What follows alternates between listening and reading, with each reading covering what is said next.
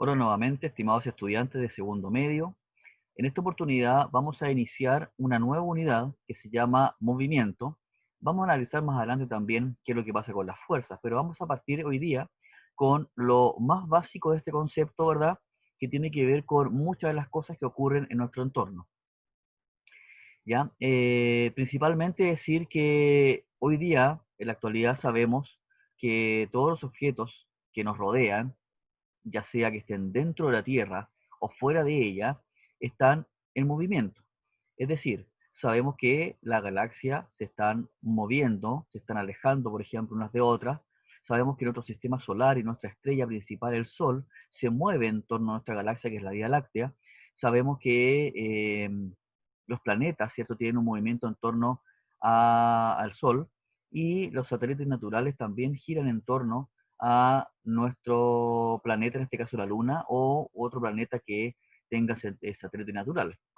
Entonces, la verdad que el movimiento eh, es algo que está continuamente presente en nuestras vidas, es algo importante porque nosotros nos movemos desde que despertamos en la mañana, ¿cierto? Hasta que nos vamos a dormir, incluso cuando estamos durmiendo, nos estamos moviendo. Por lo tanto, el movimiento es un tema tremendamente importante, ¿ya? Una de las cosas que tenemos que primero revisar, ¿cierto? Es, son algunos conceptos básicos de movimiento, ¿ya? Hay distintos tipos de movimientos. Yo después les voy a enviar una presentación, ¿verdad? Que habla del movimiento, ¿verdad? Y ahí, ¿cierto? Aparecen varios tipos de movimientos. No vamos a analizar los más complejos. En esta unidad solamente nos vamos a referir al movimiento rectilíneo y cómo podemos representarlo. El estudio de movimiento es solamente eso. La verdad que esta unidad, que más adelante vamos a clarificar, que se llama cinemática, solamente se refiere a qué tipo de movimiento existe, ¿verdad? Y cómo podemos describir estos movimientos. No vamos a investigar las causas del movimiento porque eso es materia de la mecánica y que tiene que ver después con la otra parte de la unidad que es fuerza, ¿verdad? Y leyes de Newton. ¿Sí? Bueno, para empezar, ¿cierto? Mencionar aquí hay un párrafo, perdón, en su pequeña introducción que dice que en la antigüedad se pensaba que muchas de las cosas que vemos están estáticas. Ahora, ¿por qué creen ustedes que el ser humano en el pasado, en la antigüedad, creían que las cosas estaban estáticas? Por ejemplo, que nosotros estábamos estáticos parados sobre la Tierra, o que nuestro planeta estaba estático en torno a nada, porque era el centro, ¿verdad? Y no se movía respecto de nada. La verdad que la respuesta a eso es súper sencilla. Tiene que ver con que nosotros estamos en un marco de referencia donde parece que las cosas están estáticas. Por ejemplo, yo les pregunto a ustedes, en este momento, ¿están parados o están sentados? ¿Están viendo este video? ¿Y se encuentran detenidos? La mayoría me va a responder que sí, ¿ya? Pero la verdad que no están en lo correcto. O sea, puede que sí, si es que manda una respuesta, digamos, asertiva. Pero la verdad es que muchos van a pensar que sí están detenidos. Y la verdad es que no están así. ¿Sí? Más adelante vamos a analizar por qué. Ya. Aquí hay un dibujo, ¿cierto? Que hay muchas acciones. Hay un señor que está columpiando a su hijo o hija, no veo muy bien. Hay dos niños que están jugando con una pelota. Hay una chica que está paseando un perro, ¿verdad? Y hay tres preguntas asociadas a ese esquema, a ese dibujo. El número uno dice, ¿cómo te puedes dar cuenta que un cuerpo como el taxi, bueno, vamos a hablar del auto que está atrás, ¿sí? Eh, o la ciclista, aquí no aparece la ciclista en el dibujo, ya, yo lo recorté un poquito, se encuentran en movimiento respecto al suelo. Bueno, y también le hago esta pregunta a ustedes. ¿Cómo saben ustedes que están en movimiento si están dentro de un vehículo, ya sea un bus, un automóvil, una bicicleta? Bueno, la respuesta es súper sencilla. Tenemos que fijar un punto de referencia. Por ejemplo, si vamos llegando a una esquina donde hay un semáforo, nosotros nos estamos dando cuenta que nos movemos porque nos estamos acercando a ese semáforo. Esa es una de las principales respuestas, ¿verdad? Que uno tiene, las principales causas de que uno sabe que se está moviendo, porque me estoy acercando, me estoy alejando respecto de un punto de observación, ¿ya? En esta unidad va a ser tremendamente importante estudiar y tener súper claro eso, que el movimiento, ¿cierto?, es respecto de algo, ¿ya? Porque podemos estar quietos o podemos estar moviéndonos. Por ejemplo, una persona que va arriba de un bus, ¿cierto?, está sentada arriba de ese bus, el bus se está moviendo, ¿ya? Pero la persona que está arriba y todos los demás pasajeros que están dentro del bus también podríamos que pensar que están quietos. Y no es así, Porque si yo soy un observador que está abajo del bus, voy a ver que esa persona se está moviendo junto con él. Por lo tanto, cierto movimiento parece ser que es algo relativo, no es algo absoluto. Yo no me estoy moviendo ni estoy quieto siempre, en todo momento, sino que va a depender de quién observa. Y el observador somos nosotros, las personas. ¿Ya? Segunda pregunta. ¿Qué debe hacer la joven para que su perro no la arrastre? Bueno, eso es materia más bien ya de la otra parte de la unidad, que es fuerza. Ella debe aplicar una fuerza hacia atrás, en sentido contrario. Eso es lo único que debe hacer, ¿cierto? Algo intuitivo. ¿Ya? Y tres, ¿actúa alguna fuerza sobre el balón de fútbol cuando va por el aire? Sí, la verdad que actúan varias fuerzas, principalmente actúa la fuerza gravitacional o la fuerza de atracción de gravedad, ¿verdad? Que permite que los cuerpos sean atraídos hacia la Tierra. Cualquier cuerpo que esté en las cercanías de la Tierra va a ser atraído por esta fuerza gravitacional que la tienen todos los lugares del universo, las estrellas, los planetas, los satélites naturales, todos, ¿ya? Y bueno, hay otra fuerza también que tiene que ver con la resistencia que presenta la pelota a caer, que es la fuerza, ¿verdad?, de roce, o resistencia con el aire. Eso un poco para empezar, ¿ya? Acá abajo hay una pregunta que yo planteé respecto de esto. ¿Crees que hay algo en tu entorno cercano o lejano que está completamente detenido, entre paréntesis, sin movimiento? ¿O todo siempre se está moviendo? ¿Por qué? Bueno, yo escribí lo siguiente, ustedes pueden escribir las respuestas que mejor les parezcan, ¿verdad? Pero yo escribí lo que debería ser más correcto. Dice, hoy se sabe que el universo está en constante movimiento. Las galaxias se alejan unas de otras, los elementos de nuestra galaxia, Vía Láctea, estrellas, planetas, sistemas planetarios, etcétera, se están moviendo en torno al centro de esta, de la galaxia. Dentro de la Tierra, la situación no es diferente. Todo está en movimiento, pues el planeta tiene distintos movimientos. Ustedes saben que el planeta se mueve como por traslación, ¿verdad? Se mueve por rotación, nutación, precesión. Hay varios movimientos que tiene la Tierra. Por lo tanto, ¿cierto? Desde ese punto de vista se está moviendo, nos estamos moviendo nosotros, aunque estemos sentados, ¿verdad?, quietos mirando una película, ¿ya? Por ejemplo, para poder decir esto, completamente, que estoy completamente detenido, debemos especificar una cierta referencia. Por ejemplo, dentro de un autobús, los ocupantes sentados están detenidos solo si nuestra referencia es el interior del bus, ¿ya?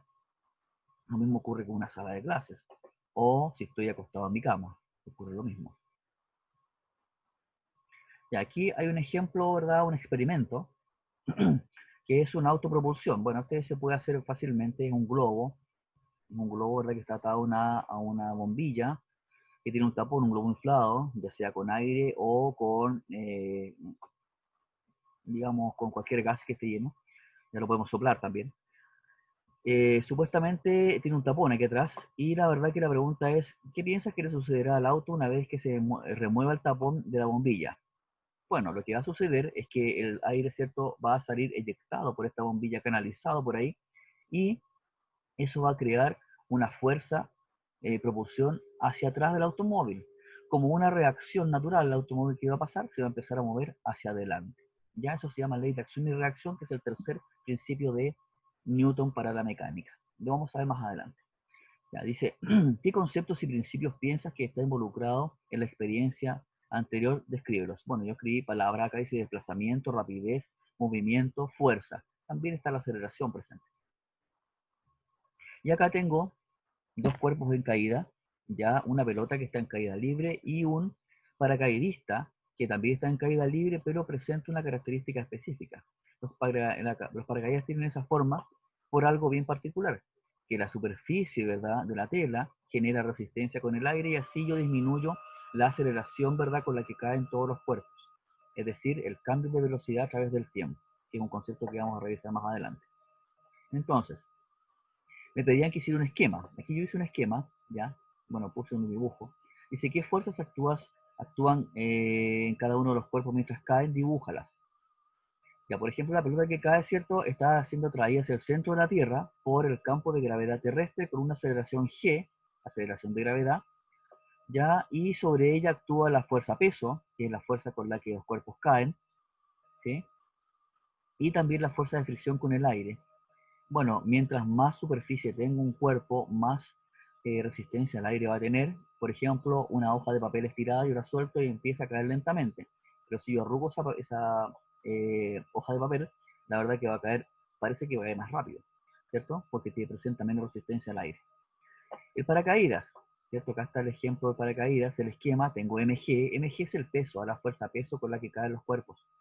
M es la masa y G es la aceleración de gravedad. Y para arriba, ¿cierto? Dice F sub R, que es la fuerza de roce que presenta el paracaídas. ¿Qué es lo que tiene que hacer el paracaídas? Bueno, es generar que la persona o quien vaya atado al paracaídas caiga con una velocidad constante y lento. Porque lo que quiere evitar el paracaídas es que nosotros, ¿cierto?, nos dañemos cuando nos caemos libremente. ¿Sí? Dice, sobre el paracaídas actúa la fuerza de gravedad o peso que además pero además hay una gran fuerza de fricción del paracaídas sobre el aire, evitando que aumente su velocidad mientras cae.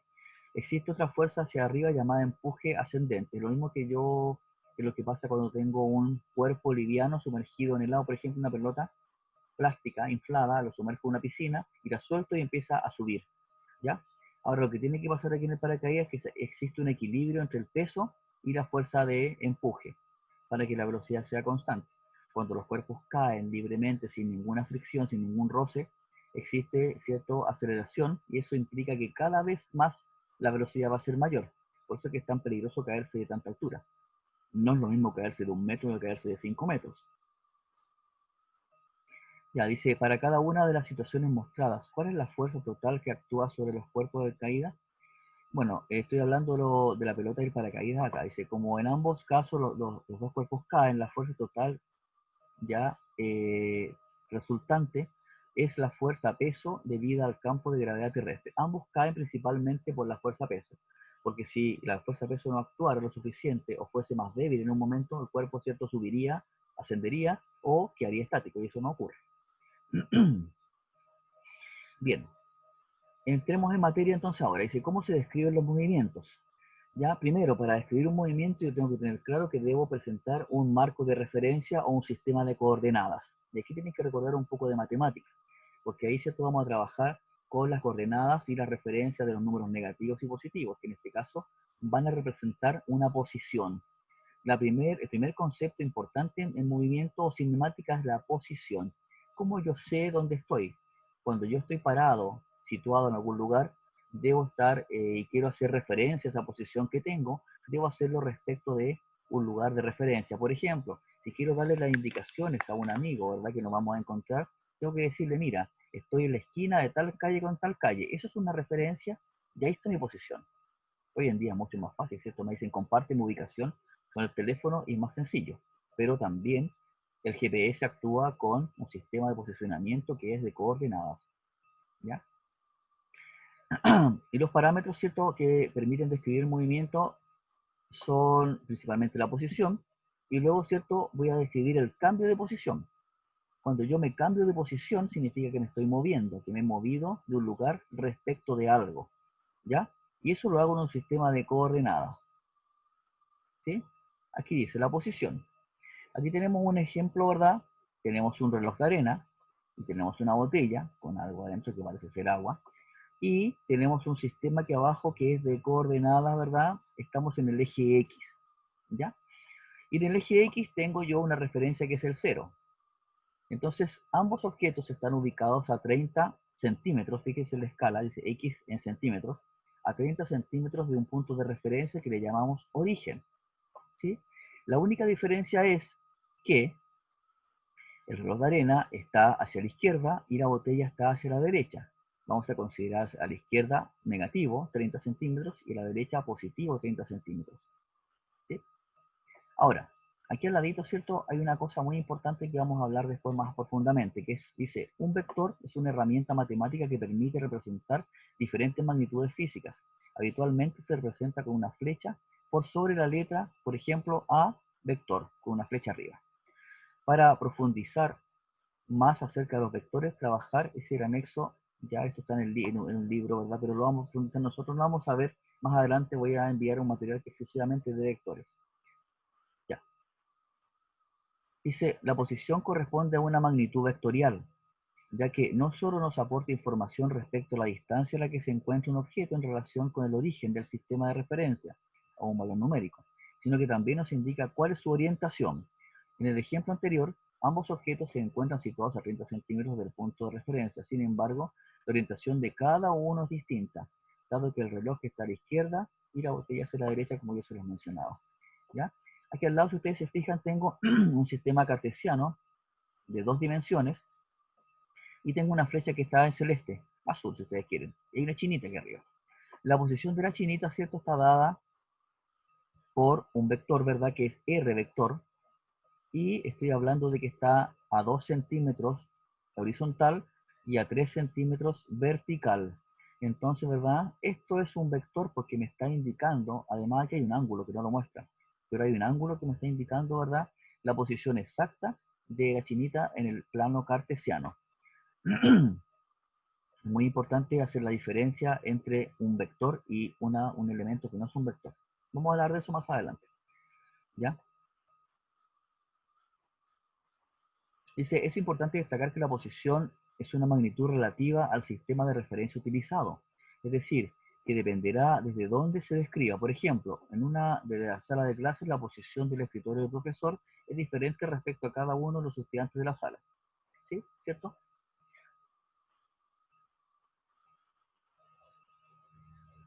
Ya. Dice, analice la siguiente situación.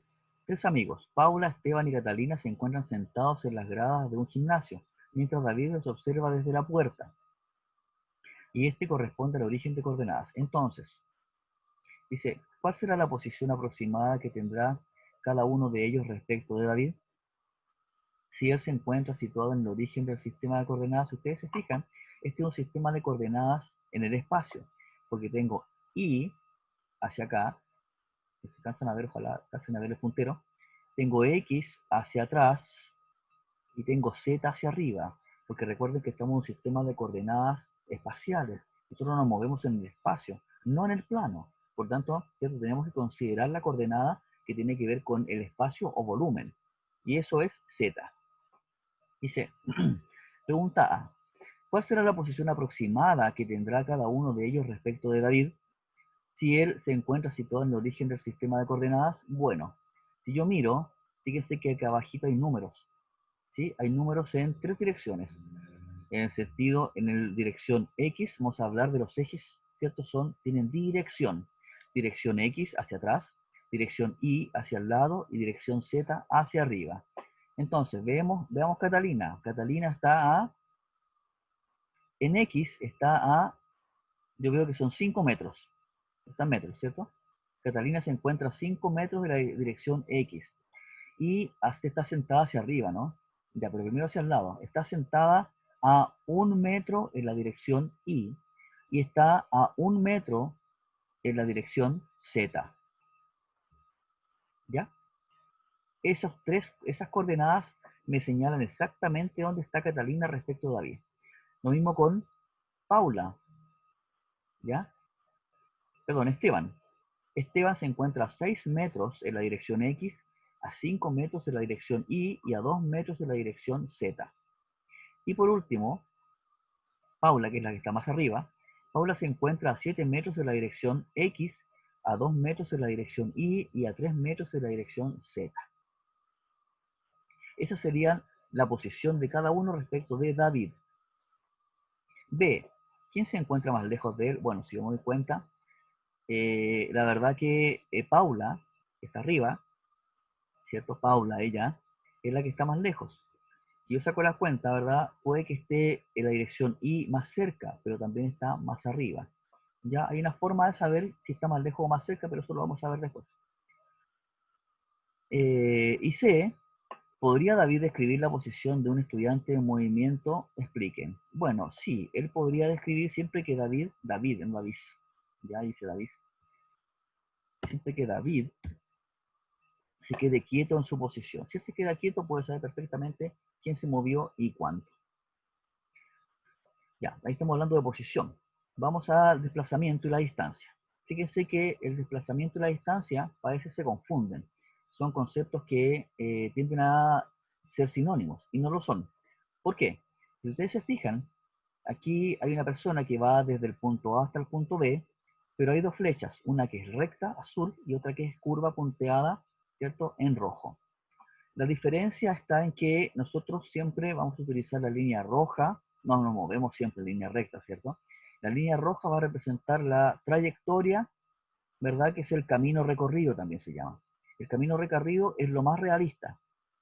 Cuando vamos de nuestra casa, ¿cierto?, al cine, o del cine nos vamos a casa de un amigo, la verdad que no podemos ir en línea recta, al menos que nos vayamos, ¿cierto?, por el aire, volando. Esa es una de las formas más fáciles de viajar en línea recta, o al menos que mi amigo viva al lado de mi casa, y voy desde la vereda, ¿cierto?, por la vereda en línea recta.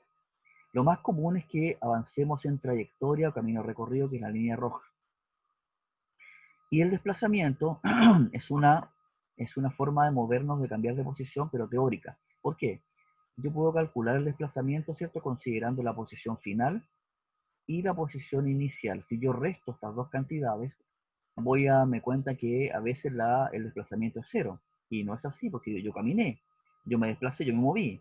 Pero ¿cómo entonces puede ser cero? Porque es teórico, es una magnitud teórica, y a diferencia de la trayectoria, el desplazamiento es un vector. ¿Ya? Aquí tenemos ciertos desplazamientos, se mide como delta, ese triangulito que se ve ahí, ya que se llama notación delta, que es en matemática y en física, y significa diferencia. ¿Y qué diferencia? La posición final con la posición inicial, o la condición final menos la condición inicial, ¿cierto? Y como yo sé que el vector posición la posición es un vector, le pongo x final, x sub f con una flechita arriba, menos x sub y, posición inicial, con una flechita arriba. ¿Ya? Y el desplazamiento, ¿cierto?, es la diferencia de. Fíjense, por ejemplo, estas hormigas. Esta hormiga, ¿cierto?, puede caminar así en círculo y puede volver a su posición inicial, bueno, semicírculo, lo que sea, vuelve a su posición inicial, entonces significa que la posición final y la inicial son la misma, y si tengo que restarlas, eso me da 0, o sea, mi desplazamiento es nulo, ¿ya? Hagamos una diferencia acá. Fíjense que la trayectoria o el camino recorrido, por ejemplo, la hormiga que camina acá en esta especie de círculo, esas trayectorias es un escalar, se llama magnitud escalar, ¿ya? Y las otras que están como flechas azules son las magnitudes vectoriales, que son el desplazamiento.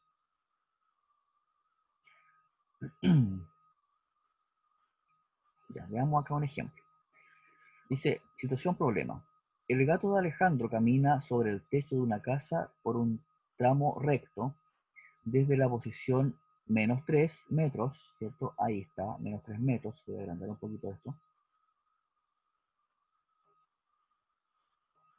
Posición -3 metros hasta la posición 3 metros, acá.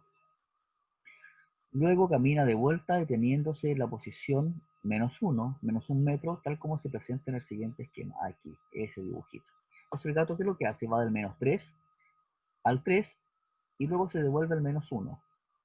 La pregunta es, fíjese que si yo miro, de -3 a 3 metros hay 6 metros, ¿cierto? Aquí tengo 1, 2, 3, 4, 5, 6 metros. Y luego se devuelve 6, 7, 8, 9, 10. Si yo cuento, en total él caminó 10 metros entre ir y volver, pero no pasa lo mismo con el desplazamiento. ¿Por qué? Porque dice, a ver, pregunta, ¿cuál fue el desplazamiento del gato y qué distancia recorrió? Bueno, me están pidiendo del desplazamiento y el camino recorrido o trayectoria. Entonces, para el desplazamiento yo voy a considerar, ¿cierto?, la posición final y la inicial.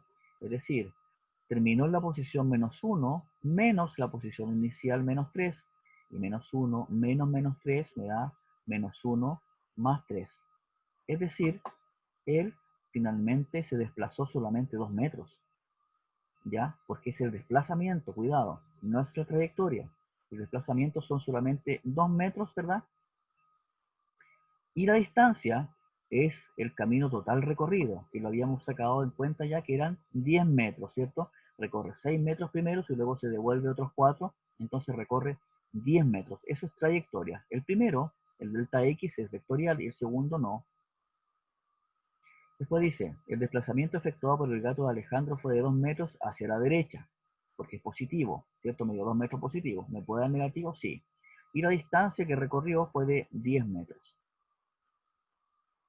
Ya, después, respecto del mismo esquema, ¿cierto?, del gato, dice, A partir de los datos presentados en el taller termina. El desplazamiento y la distancia recorrida por el gato, si parte desde la posición -3 y camina hasta 3 metros. Ya. Si va de -3 hasta el 3 metros y queda detenido ahí, entonces el desplazamiento es 6 metros. ¿Cierto? Porque lo hizo en línea recta, fue de -3 hasta 3. Y si se queda detenido, va a coincidir la trayectoria, ¿cierto? Coincide con el desplazamiento en este caso. Vamos a ver después qué pasa con eso. ¿Ya? Y después el desplazamiento, dice 2, el desplazamiento y la distancia recorrida por el gato, si parte desde la posición -3, camina hasta x igual 3 metros y luego vuelve -3. Ahí está lo que te decía. Si él vuelve a la posición inicial, su desplazamiento va a ser 0. ¿Por qué?